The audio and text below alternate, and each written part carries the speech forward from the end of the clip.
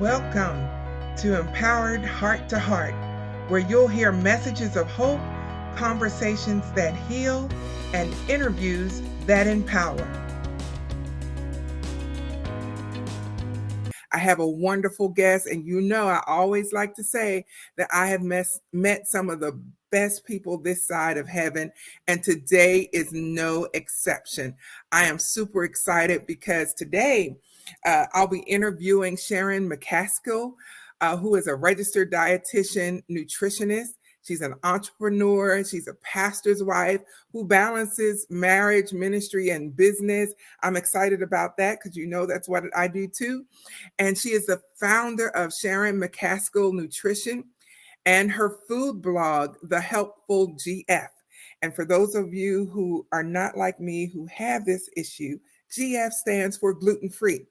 Now, if everyone else in the world knew that besides me, okay, I'll just take that one.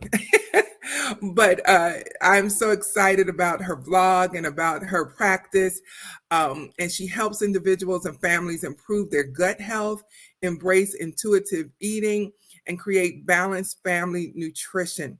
This is so important. No matter what you do, you're going to do it in the body that you have. And so you might as well have a healthy body and a healthy nutritional practice in place. Sharon's journey into private practice was inspired by her husband's celiac disease and type 1 diabetes, leading her to pursue her passion for helping others through personalized nutrition. I love that. Hello, Sharon. How are you? Hi, I'm good. How are you? Wonderful, wonderful. Oh my goodness. You are just an extraordinary woman in that you saw an issue that needed to be addressed and you figured you had what it takes to do it. And so I'm excited. What made you take the route to start the blog? That's a great question. So I started that back in 2018. My husband had just gone through a bunch of health issues. Celiac and type 1 diabetes never go away. He'll have them for life. But he got really, really, really sick, to the point that he was in and out of the hospital for over a year. And he ended up being hospitalized for 8 weeks in Boston, which we just talked. I'm in New York. So it was like 4 hours away from where I lived. So when he came out of that, and I just saw how influential nutrition support from his dietitians, as well as the medical care from his doctors, kind of impacted him, I felt like I wanted to help others, right? So I started putting recipes online and just started sharing tips and things that we had learned through this journey with others. So that's how I started my website. Wow, that is amazing. That is amazing. So your whole practice and your blog really started from a place of love. That is so Yeah. cool. Yeah. And really just kind of overcoming, right? So like we have this idea in ministry that I talk about a lot where it's like finding your joy, like even in all the hard times, there's these like glimpses of joy. And I just saw how like coming out of that experience, people would like come up to me at church or somewhere else that they knew me and they'd be like, "Hey, I just found out this person has to go gluten free. Can you talk to them?" I was like, sure, but I'm not like a doctor or anything. I don't know, right? And a few years after having the blog, my husband was like, I don't know. I was just feeling discontent in life and kind of trying to figure out what I wanted to do. And my husband was like, you could start over. Like you can do whatever, right? And so at that point, I went back to school to become a dietitian. He's like, you could do this for real if you wanted to. Wow, that So, is amazing. Well, what were yeah, you doing before you became a dietitian? I was a college professor. Oh, so you are Dr. Yeah. McCaskill. No, just a master's degree. So, but still Okay. working as a professor. Yeah. Oh, wonderful. That is wonderful. Mhm. So, um, what is so bad about gluten? So the general answer is nothing. So for the average person, nothing's wrong with it. But for people with celiac disease, eating gluten triggers an autoimmune response in their body that basically leads it to attack itself, and stop it from absorbing any food at all. So if somebody has celiac disease, consuming gluten can cause I mean, there's over 160 different symptoms, but all kinds of difficulties, including malnutrition at the most extreme. Wow, that is scary, actually. And does the is a diagnosis hard to come by? Because they have to rule out so many other things. Yeah, so celiac is actually pretty common in the US. 1 in 133 people have it. And that diagnosis is increasing as the years go on, as doctors get better at diagnosing and they're screening for it more. But it is complicated to get that diagnosis. They're usually ruling out other conditions. They may find it in a blood test, but it does require an endoscopy typically for full diagnosis. So, I mean, you can imagine as a parent with a young child, you might be resistant to do a colonoscopy. As an adult who has a lot of things in your plate, a colonoscopy may just not fit into your timeline of what you're comfortable doing, people that have insurance issues, right? All this type of stuff. It can be fairly difficult. Wow. So, how has your role as a dietitian overlapped with ministry, or is it a part of your ministry now at your church?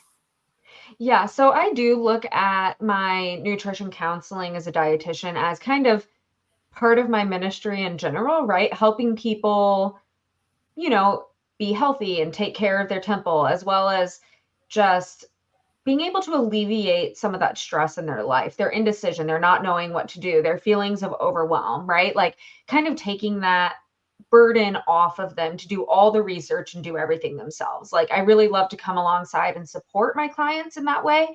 Um, and I don't know if being a dietitian has directly affected my role as a pastor's wife in our church itself, but part of the reason why I took this journey and this career path was to own my own business, right? Be able to schedule client appointments around our schedule with my husband, with my kids, and I practice virtually. So I see clients in a few different states. And I really wanted that because when my husband gets called, I want to be able to get up and go without being tied down to this like brick and mortar job that then becomes a question of like, well, what do we do about your job? How do we handle your career in this? Like, I now have this thing that's flexible. And if God says, get up and go, we can get up and go, right? And just move it with us. That's fantastic. We have very similar practices. I'm not in the health profession, and I am in the coaching profession, specifically with pastors' wives. And so um, your application just resonated with me because I was wondering, how are you handling all of this? And you just explained that beautifully. And so, how did you feel going from your college professor security of a job to being an entrepreneur?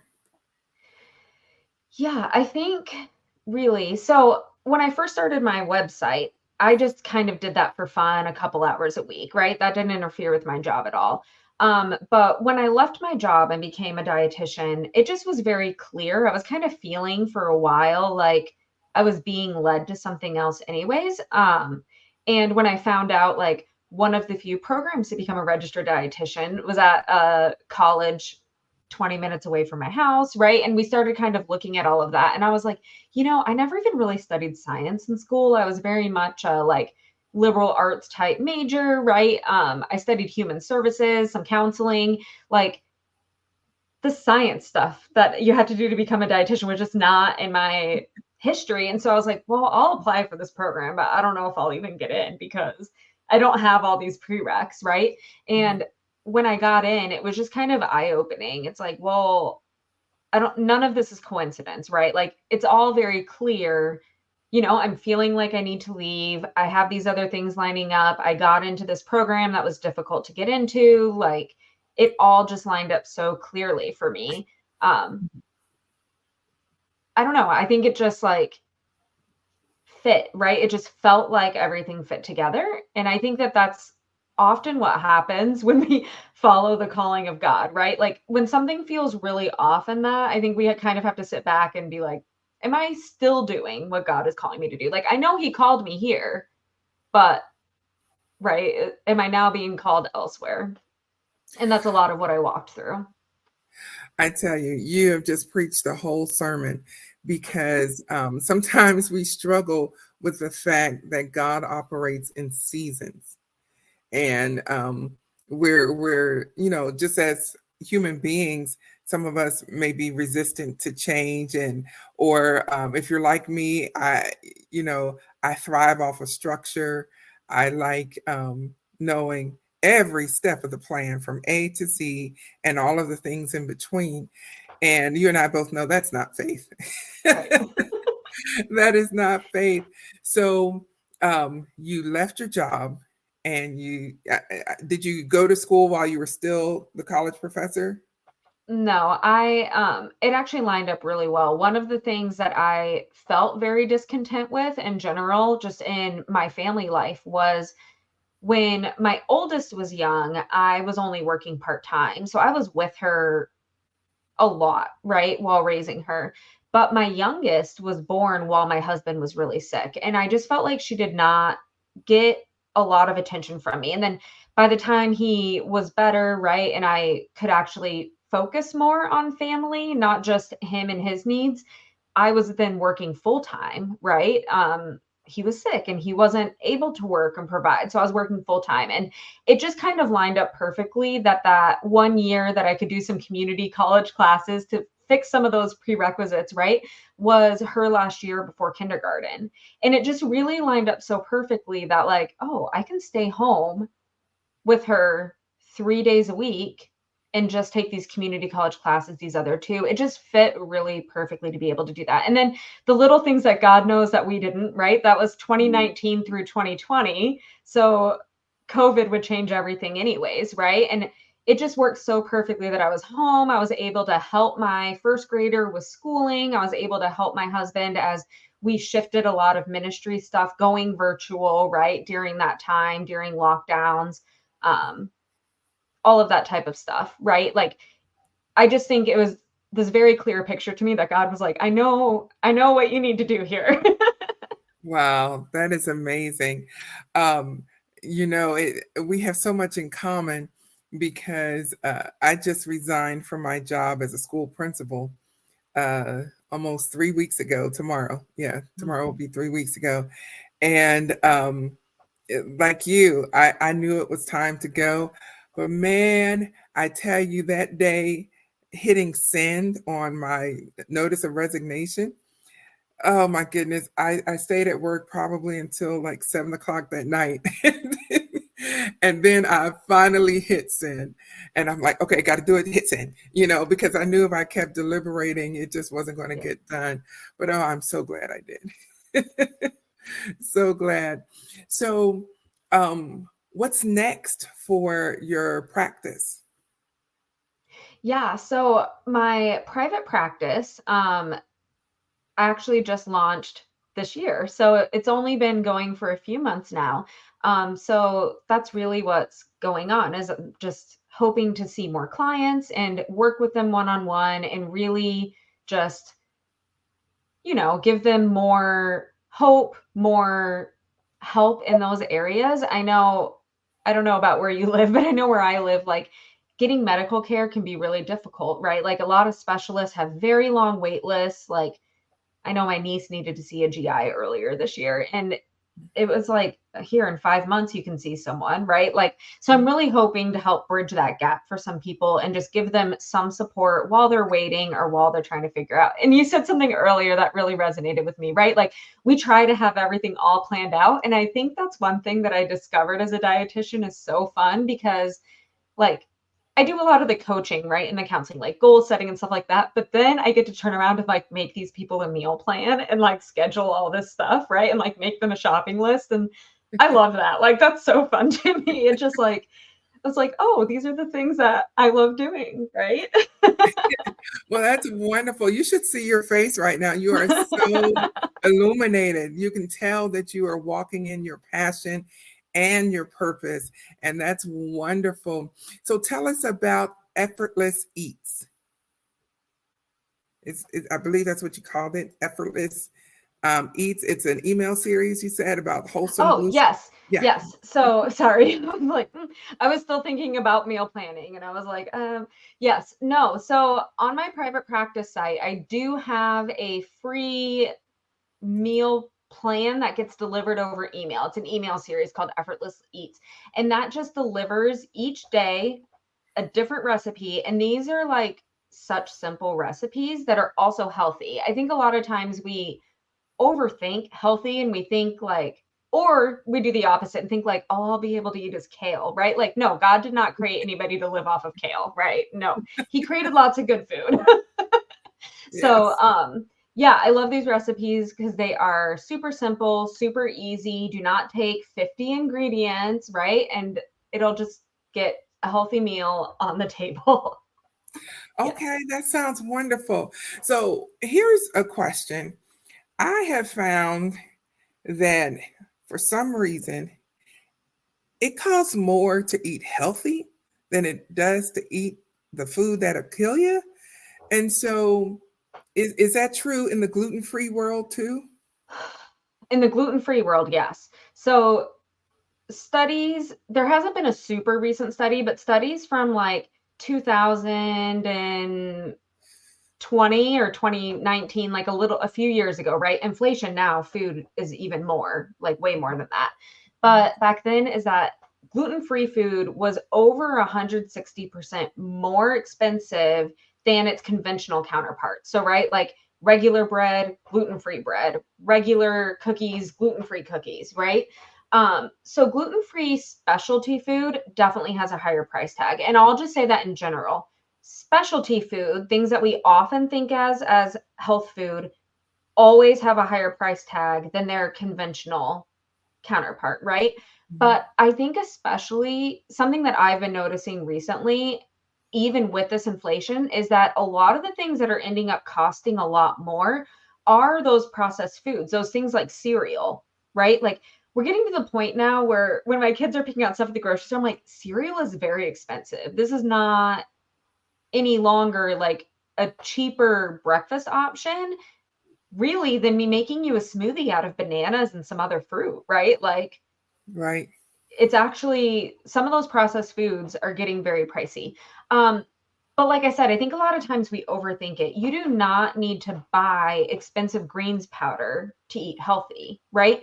Fruits and vegetables do not cost that much more than they cost 2 or 3 years ago, right? And there's a lot of health there, right? Like fruits and vegetables, some of the healthiest things, but also when we think about what do we eat when we're on a budget, right? We think about things like rice, we think about things like beans, we think about frozen vegetables, canned vegetables. Like there is still nutrition in frozen and canned food. There's a ton of nutrition in beans. There's good fiber in things like brown rice. There's a lot of vitamins in potatoes, right? All of these things that are very affordable. So I think it's important to remember and kind of go back to those basics and stop overthinking a lot of that stuff. Yes. We don't Yes. need expensive greens powder to be healthy. Well, that is good to know. Absolutely good to know. You know, Sharon, it has been so amazing talking to you. I don't have too many nutritionists on my show. And so I think that this interview is so unique because we never really stop to think about the fact that our bodies, which are the temple of the living God, you know, affect everything that we do. We take them everywhere. They're a part of our life. They are us, you know. And so if we don't take care of our bodies, we're not good to anyone or anything, no matter what our roles are in life and what we do. And so I appreciate that you are available globally. Since you said your services are virtual, you are available globally. What is your website, or how can people reach out to you?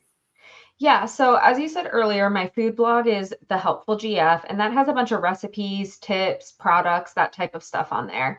But my private practice is mccaskillnutrition.com. So my last name, nutrition.com. Okay, and the McCaskill Nutrition is all one word. Yes. Okay. So hopefully I spelled everything correctly, and we shall see in just a minute. How'd I do? Yes. All righty. And so I will put these in the show notes as well. Great. If you are looking for some gluten-free coaching, some nutrition coaching and advice, and some recipes, go to the website. Make sure you sign up, get on that email series so that you can get those daily recipes and take care of your health. That is so important. I appreciate you being on the show today. Any final words of encouragement or instruction, Sharon? No, but thank you so much for having me. It's been great to talk with you. Absolutely. And if you'll hang out just for a minute, I'll close out the show and be right back with you, okay? Great. Oh my goodness, that was such an inspiring interview. And taking care of the bodies that God has given us. You know, I believe there is a scripture that says that my prayer is that you be in good health and that you prosper, even as your soul prospers. And so, yes, we're all about, Christianity and having a relationship with Jesus. We're all about that. Don't get it twisted. However, you can have a much more thriving relationship when you feel better. And so God wants us to take care of our bodies. He wants us to make that a priority so that we can bring our best selves to our marriages, our ministries, our careers, whatever God has assigned to our hands to do, we can bring our best selves to the table when we take care of our bodies. So make sure that you reach out. If you have a gluten issue going on, reach out to Sharon McCaskill. Her website is on the screen or in the description below the video or the podcast, www.mccaskillnutrition.com. And reach out to her because I truly believe that she can help you and that God has her in position for such a time as this. So until the next time, be blessed, be encouraged, but most of all, be empowered. And I'll see you on the next edition of Empowered Heart to Heart.